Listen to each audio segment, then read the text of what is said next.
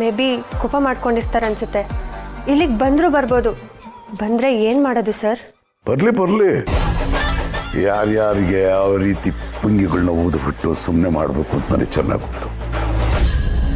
Sir ಅವರೇ ಬಂದರು ಅನ್ಸುತ್ತೆ. ಬಾಚಿವ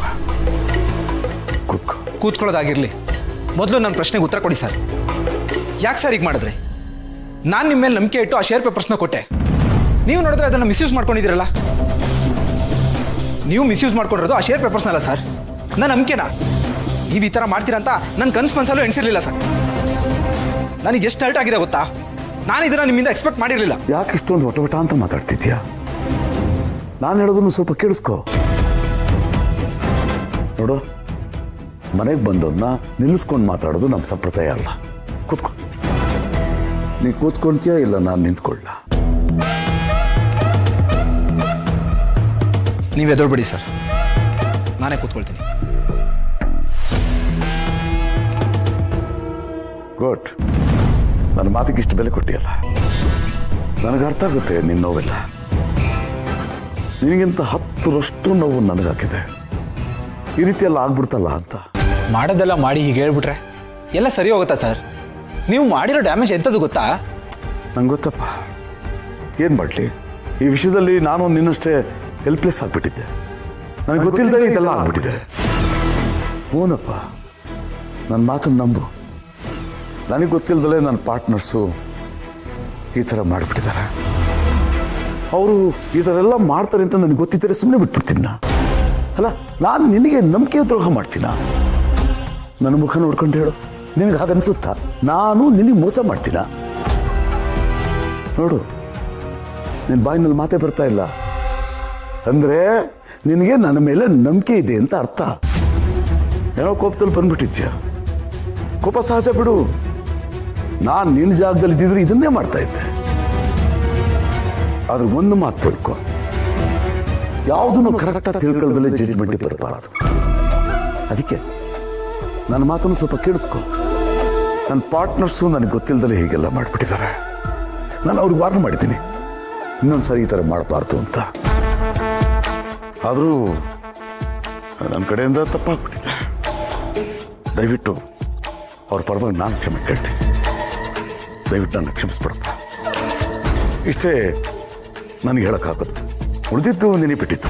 ಓಕೆ ಸರ್, ಮತ್ತೆ ಇದು ರಿಪೀಟ್ ಆಗದಿರೋ ಥರ ನೋಡ್ಕೊಳ್ಳಿ. ನನಗೆ ನಿಮ್ಮ ಮೇಲೆ ತುಂಬಾ ರೆಸ್ಪೆಕ್ಟ್ ಇದೆ ಸರ್. ನಮ್ಮ ಸಂಬಂಧ ಹಾಳಾಗೋದು ನನಗೆ ಇಷ್ಟ ಇಲ್ಲ ಸರ್. ಸರಿಪಾ, ಥ್ಯಾಂಕ್ಸ್.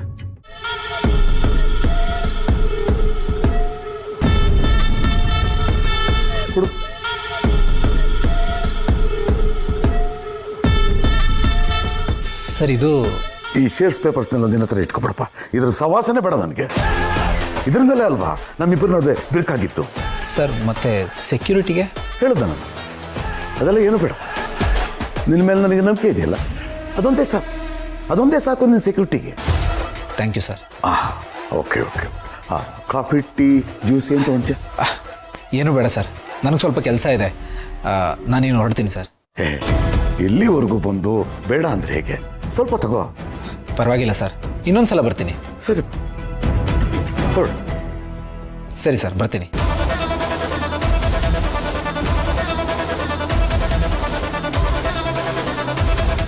ಏನು ಸರ್, ಬೆಂಕಿ ಥರ ಬಂದವ್ರನ್ನ ಐಸ್ ಥರ ಕರಗಿಸಿ ಕಳಿಸ್ಬಿಟ್ರಲ್ಲ. ನಿಜವಾಗ್ಲೂ ನೀವು ಗ್ರೇಟ್ ಸರ್. ಅಂದ್ಕೊಂಡಿದ್ದನ್ನೆಲ್ಲ ಸಾಧಿಸ್ಬೇಕು ಅಂದ್ರೆ ಈ ಥರ ಎಲ್ಲ ಮಾಡಲೇಬೇಕು. ಇವನನ್ನು ಚೆನ್ನಾಗಿ ಇಟ್ಕೊಂಡ್ರೇನೆ ಆ ಗೌತಮ್ ತಿಮಾನ್ಗೆ ಕೌಂಟರ್ ಕೊಡೋದಕ್ಕಾಗುತ್ತೋ. ನನ್ನ ಪಾಲಿಗೆ ಇವನೇ ನನಗೆ ಟ್ರಂಪ್ ಕಾರ್ಡ್.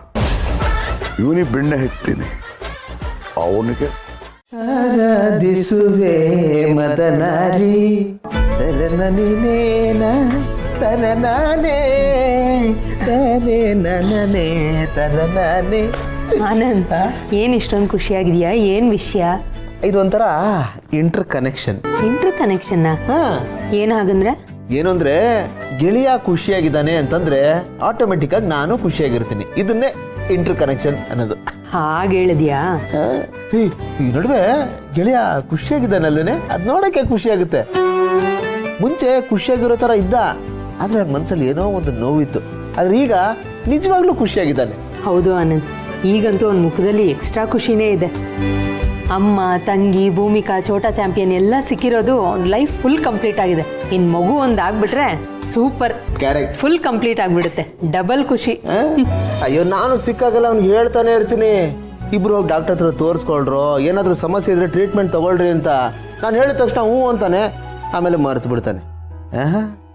ಮರಿ ಅಂತ ಅವನಲ್ಲ, ಅವನು ಬೇಕು ಅಂತ ಅವಾಯ್ಡ್ ಮಾಡ್ತಾನೆ.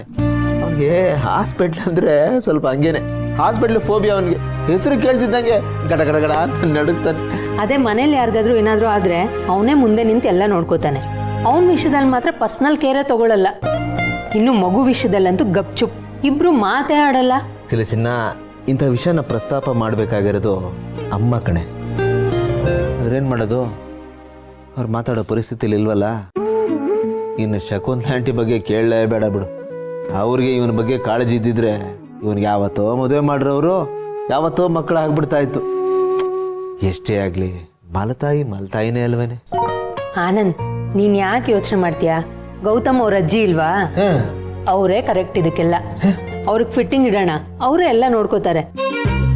ಎಲ್ಲಿ ಸ್ವಿಚ್ ಆನ್ ಮಾಡಿದ್ರೆ ಎಲ್ಲಿ ಬಲ್ಬ್ ಆನ್ ಆಗುತ್ತೆ ಅಂತ ನನಗೆ ಚೆನ್ನಾಗಿ ಗೊತ್ತು. ಯೂಸ್ ಮಾಡ್ಕೋಣ. ಚಿನ್ನೋ, ಎಂತ ಮಾಸ್ಟರ್ ಪ್ಲಾನ್ ಕೊಟ್ಟೆ ನೀನು. ಕರೆಕ್ಟ್, ಇದಕ್ಕೆ ಅಜ್ಜಿನೇ ಸರಿ. ಇಡ್ತೀನಿ ನೋಡು ಫಿಟ್ಟಿಂಗ್. ಹೌದು, ಎಲ್ಲಿ ಸ್ವಿಚ್ ಆನ್ ಮಾಡಿದ್ರೆ ಎಲ್ಲಿ ಬಲ್ಬ್ ಆನ್ ಆಗುತ್ತೆ ಅಂತ ಗೊತ್ತು ಅಂದಲ್ಲ.